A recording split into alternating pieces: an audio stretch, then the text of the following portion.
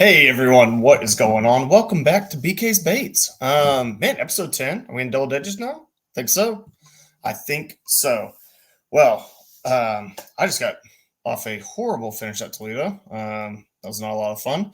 So I put it up on the poll. What did y'all want to talk about? And we're kind of targeted around what are the next big national events. For KBF, we've got Murray. And for Hobie, we have Santee Cooper. And either a lot of my friends or Hobie people, and they all want to know about Santee Cooper, or the Murray guys really didn't want any help or the juice getting out or anything like that. But this week, we're going to talk about Santee Cooper baits. I've not fished Santee Cooper, so no, I did not just make up 3 baits I would throw. Reached out to a bunch of guys over there, said, who do I need to talk to? Who's the man? Who knows Santee Cooper? And they all pointed me to a Mr. Davis. So reached out to Mr. Davis and Mr. Barry Davis, excuse me. And yeah, man, Mr. Barry Davis gave me kind of, I said, if I was new coming to Santee Cooper and I wanted to catch fish, what do I need tied on? What should I have? And we'll start with what you guys are probably expecting is on the list, because you can't go anywhere in the nation and not throw it, is a Senko. Texas rigged, and he has 2 color recommendations. You either go dark, black, blue, or watermelon red. I don't have watermelon red. I throw a different color. I like this. God, what is this even called? Green pumpkin purple is what I like.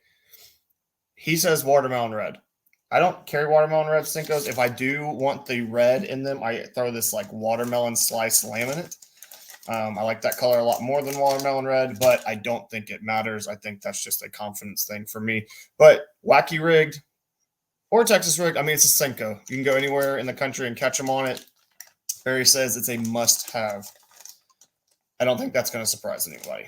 I would say it's a must-have at any lake you go to. And if you're not carrying it, you're trolling. If you're a new kayak guy and you don't throw it, you're griefing. Secondly on the list, and this was probably the one that, in our Facebook Messenger conversations, he brought up the most, is a Texas rig. He likes the big worm, but he said, creature baits are fine. Crawfish, brush hog is just, so, your Texas rig setup. Get you a weight.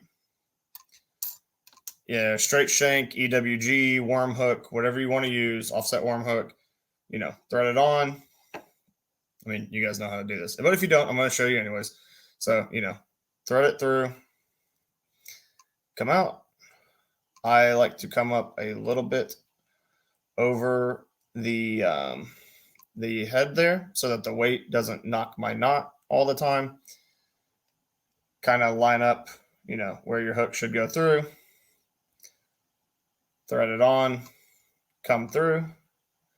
And then kind of just skin hook it like that. So watermelon red, guys, is the only color that Barry says you need.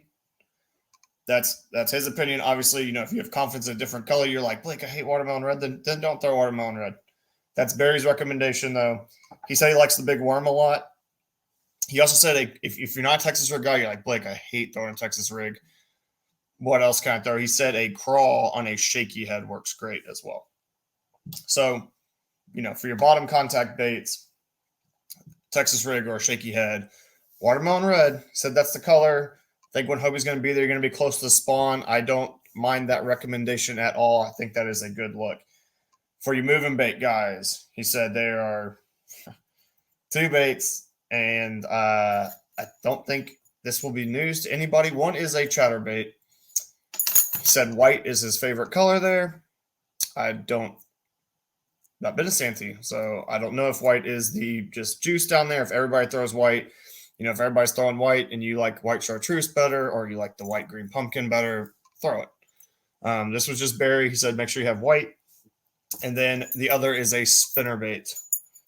Also white, but I'm from Texas, so if I throw anything white, it is going to have chartreuse in it. That's just me. It's again a confidence thing. I like that chartreuse in my spinner baits. I don't know why, because I don't necessarily love them in my jackhammers. Just that crazy fishing stuff, you know.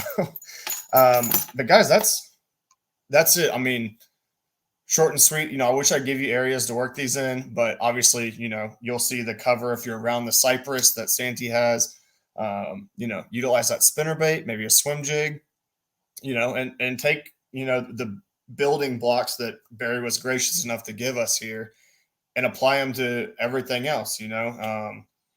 Like I said, if he says white's a great color and you're back around cypress and you were like, man, I'm a swim jig guy. Like I love throwing a swim jig around cypress, then get out a white swim jig, you know, and kind of build off that and put your patterns together. But am I saying that this is going to catch you the biggest fish in the lake? I have no idea. It could, but you know, if I was going there and I'd never been to Santee Cooper, which I've not, this is a good place to start. You know, I mean, they're baits that you've probably fished before, you probably have confidence in, and they work everywhere in the country. And Santee's no different. And that's from a guy that's caught more fish out of Santee than I've probably caught out any lake in my life. So, guys, there you have it. Those are your, you know, 3 baits plus a little bonus tidbits here and there. But guys, that's what Barry says, and he's the authority over there. So in him we trust. For you guys that make the trip and fish it, do well. And yeah, we'll be back next Friday with another BK's Baits. Guys, thanks for watching. If you've been to Santee, you got a favorite bait you throw, put it down in the comments. Guys, like, subscribe, share the video. Thank y'all so much for tuning in, and I'll see y'all next Friday. Peace.